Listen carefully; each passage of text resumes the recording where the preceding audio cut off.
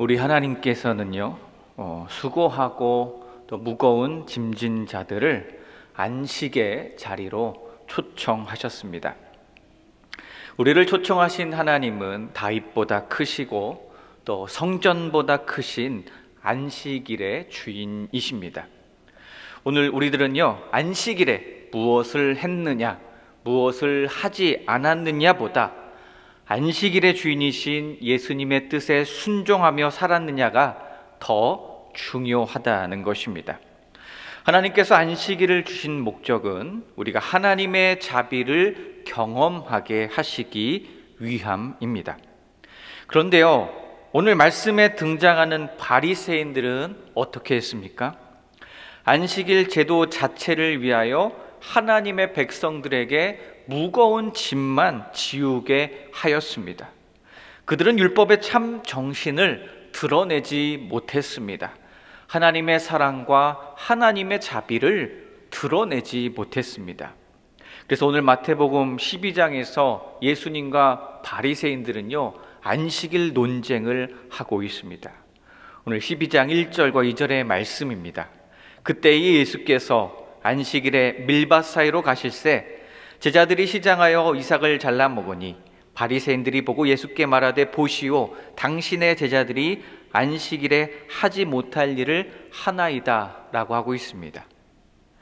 안식일에 밀밭 사이를 지나가던 예수님의 제자들이요, 배가 너무 고파서 밀 이삭을 잘라 먹었습니다. 그러자 바리새인들이 득달같이 달려들어서는 안식일 규정을 위반했다라고 비난을 합니다.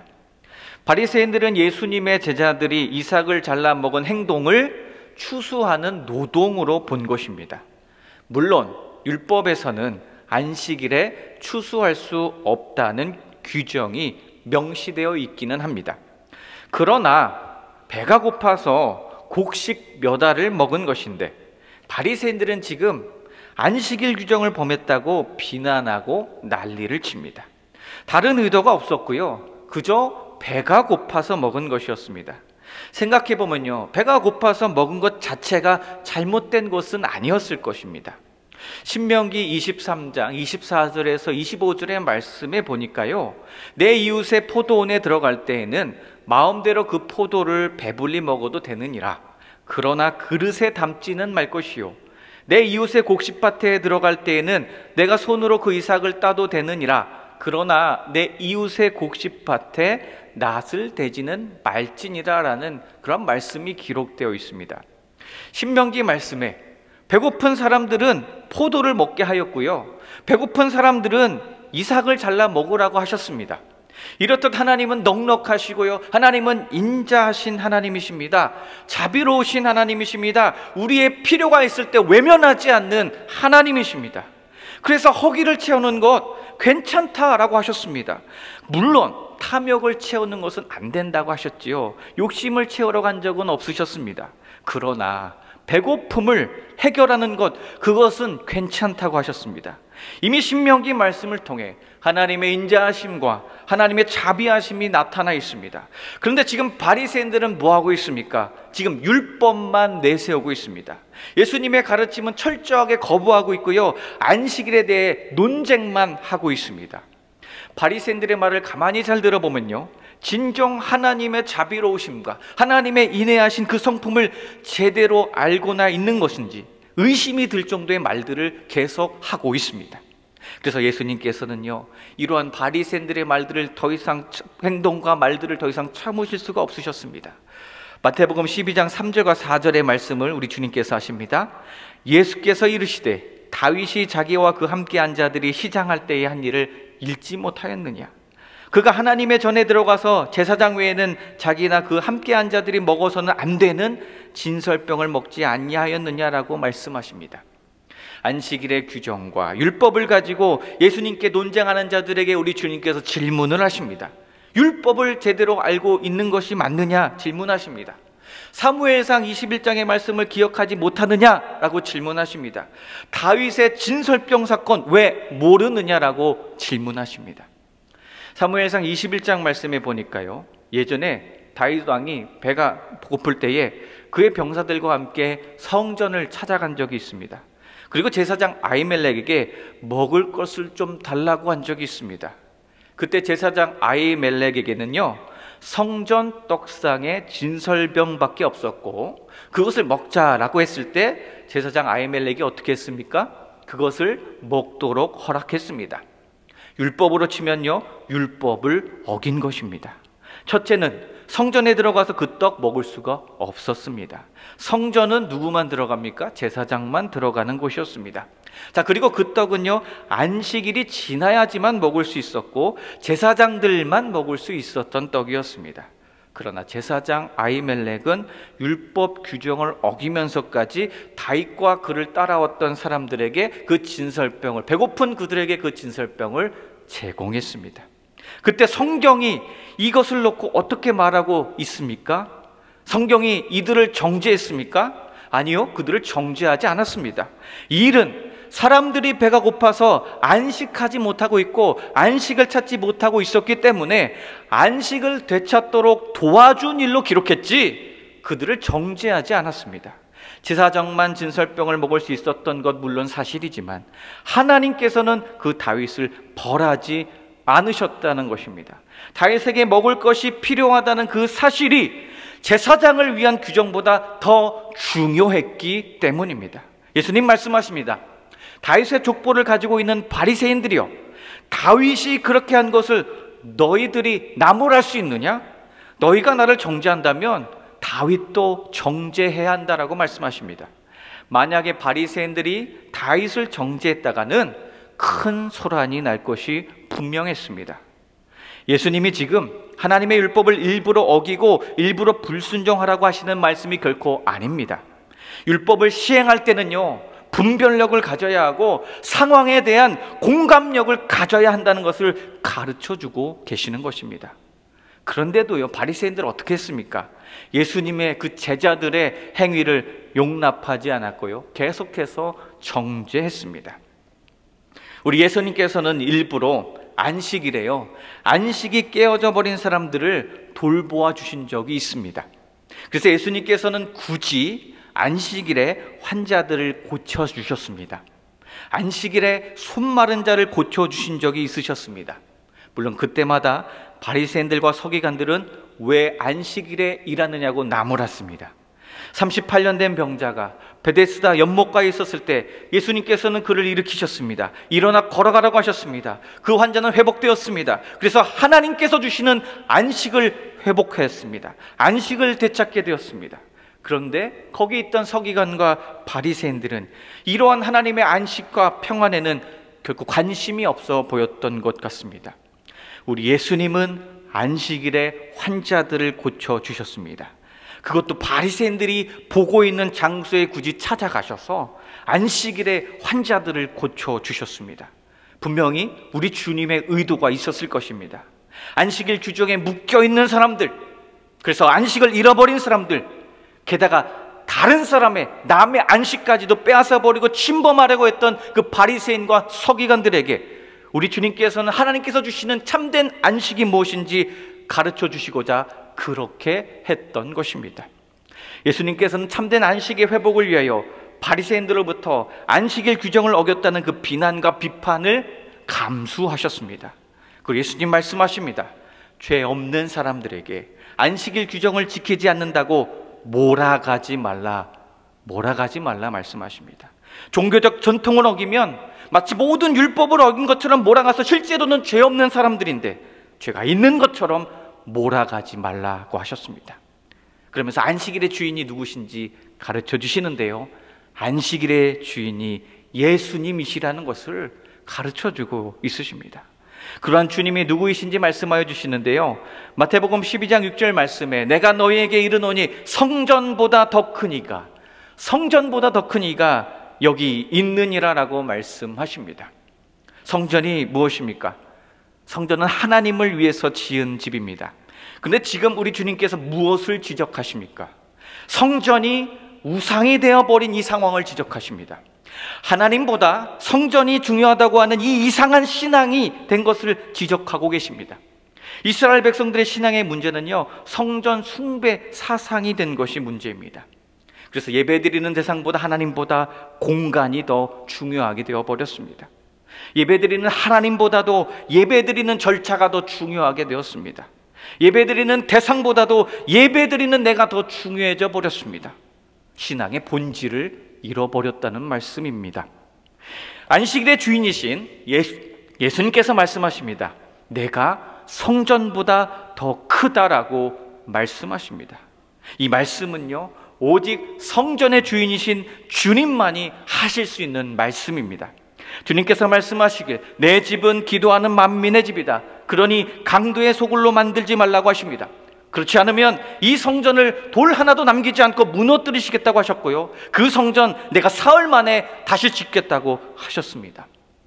이 성전의 모든 것을 걸고 있었던 종교 지도자들과 바리새인들은요, 이 말을 듣자 성전 모독죄다라고 주장을 하기 시작합니다. 종교 지도자들은 성전을 모독하는 것은 하나님을 모독하는 것이라고 몰아가면서 결국에는 예수님을 십자가에 못 박히게 하였던 것입니다. 우리는 다시 한번 기억해야 할 것입니다. 예수님이 성전보다 더 크시다는 것입니다. 예수 그리스도께서 성전보다 더 크신 분이시기에 사람들을 하나님께로 인도하실 수 있습니다. 구원의 길로, 생명의 길로 인도하여 주실 수 있다는 것입니다. 마태복음 12장 7절과 8절의 말씀에요, 이렇게 말씀하십니다. 나는 자비를 원하고 제사를 원하지 아니하노라 하신 뜻을 너희가 알았더라면 무죄한 자를, 죄 없는 자를 정죄하지 아니하였으리라. 인자는 안식일의 주인이니라 하십니다.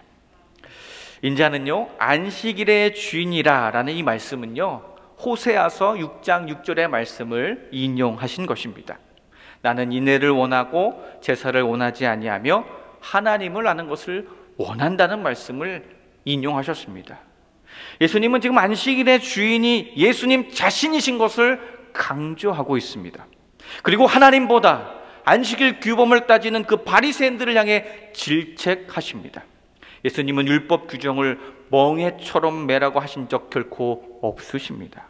예수님은 율법 규정을 원하시는 분이 아니라 하나님의 긍휼을 원하시는 분이십니다. 예수님은 병든 자에게는 의원이 필요하다고 말씀하시는 분이십니다.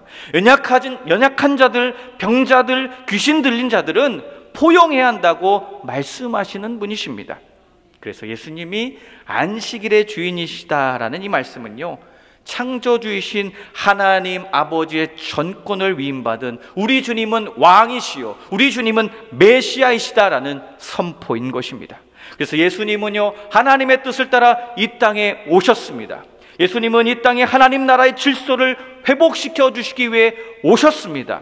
예수님은 사람들을 거듭나게 하시고 다스려 주시려고 이 땅에 오신 줄로 믿습니다. 이러한 예수님께서 말씀하십니다. 나는 자비를 원하고 제사를 원하지 아니한다. 이 뜻을, 이 하나님의 뜻을 알았더라면 무죄한 자를 결코 정죄하지 않았을 것이다 라고 말씀해 주십니다. 자비를 원하고 제사를 원하지 않는다는 이 말씀이 곧 율법의 정신입니다. 하나님께서 율법을 제정하신 이유가 있습니다. 무엇 때문입니까? 하나님의 사랑과 하나님의 자비 때문입니다. 그렇습니다. 하나님은 지금 자비를 원하고 계십니다. 헤세드, 자비를 원하신다고 하셨지 제사나 제물을 원하는 것이 아니라고 하십니다. 제사와 제물을 자주 많이 드린다고만 해서 그것을 기뻐하시지 않는다는 것입니다. 하나님은 하나님의 본질이라고 할 수 있는 자비의 삶, 인내의 삶을 실천하기를 원하십니다. 물론 제사와 제물이 의미가 없다는 말씀은 아닙니다. 그보다도 더 중요한 것이 있는데 더 중요한 것을 놓쳐서는 안 된다는 뜻입니다. 하나님의 자비와 하나님의 인애를 잃어버리면 아무 소용이 없다는 것입니다. 하나님께서 자비를 원하고 제사를 원치 않노라 라고 하신 그 하나님의 뜻을 제대로 깨달았다면, 제대로 알았더라면 바리새인들 너희는 무죄한 자를 결코 정죄하지 않았을 것이라는 말씀입니다. 지금 예수님의 제자들이 안식일에 밀밭 사이로 가서 밀 이삭을 좀 먹었는데, 그것도 배가 고파서 먹었는데 만약 너희가 하나님의 자비 헤세드의 하나님의 본질을 알고 있었다면 이것을 가지고 그렇게까지 문제 삼지 않았을 것이다 라는 말씀입니다. 예수님께서는 마태복음 15장 3절에서 이렇게 말씀하십니다. 대답하여 이르시되 너희는 어찌하여 너희의 전통으로 하나님의 계명을 범하느냐라고 말씀하십니다. 너희는 어찌하여 너희의 전통으로 하나님의 계명을 범하느냐고 콕 집어서 말씀하십니다.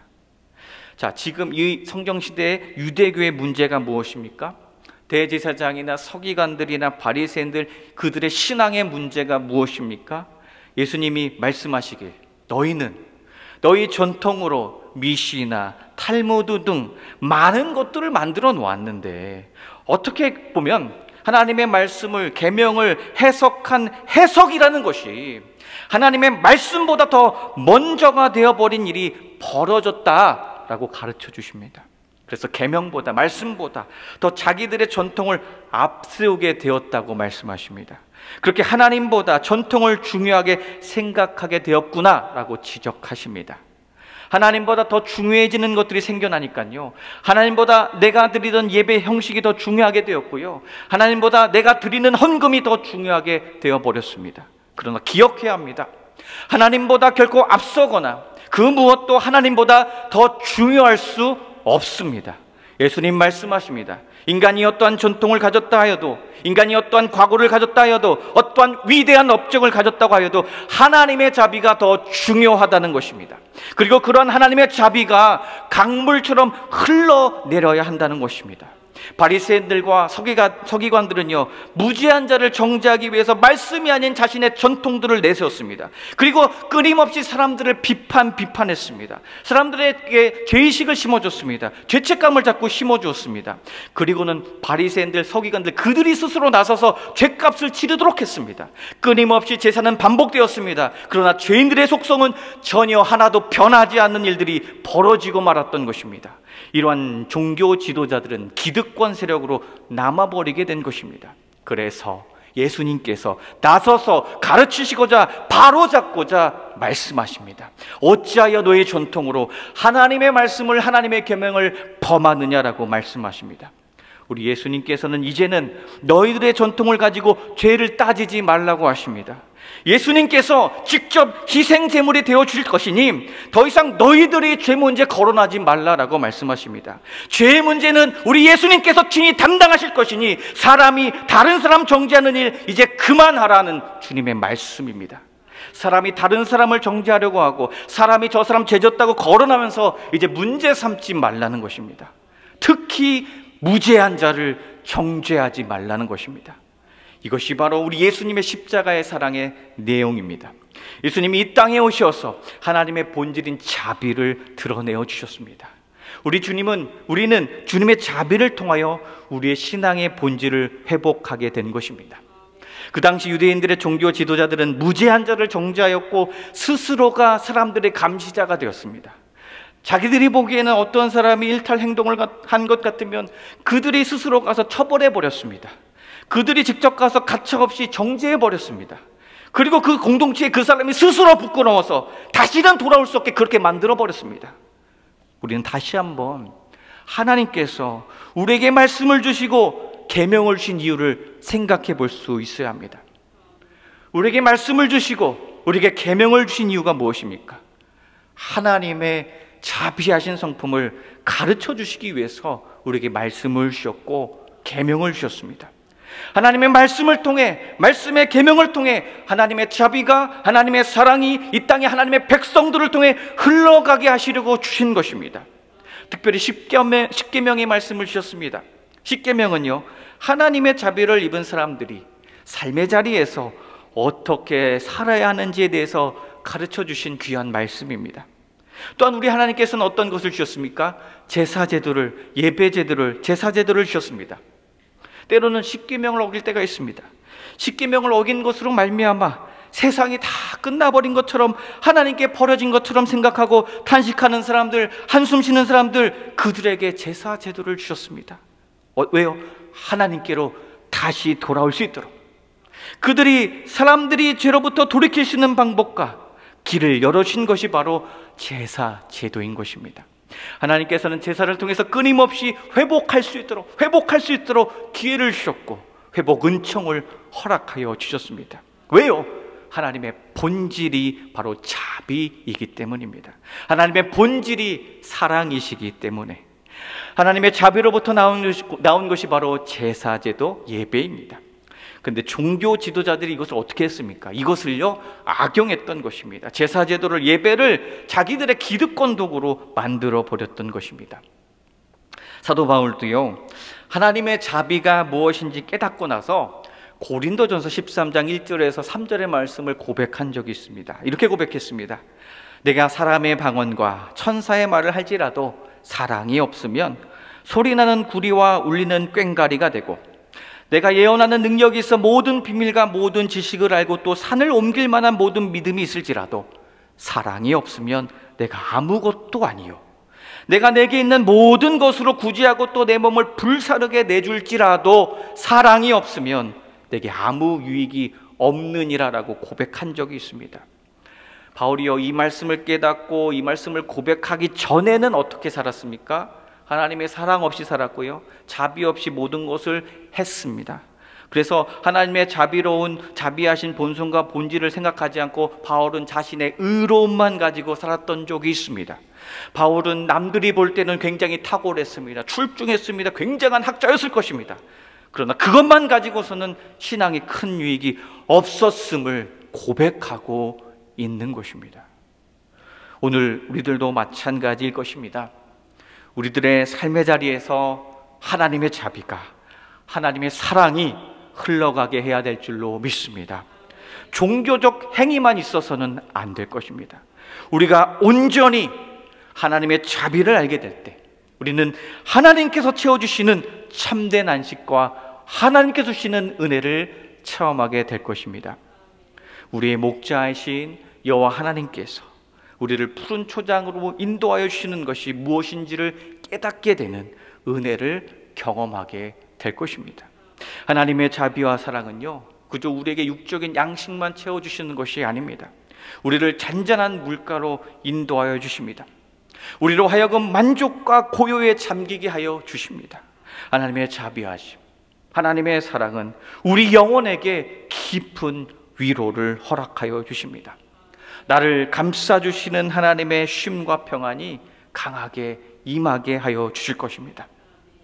때로는요 우리가 완전히 소진되어 일어날 힘조차 없을 때에 자비의 하나님, 나의 목자 되시는 하나님께서 나를 하나님 품에 안아주시고요 그 품에 안겨 안전함을 느끼게 하여 주실 것입니다.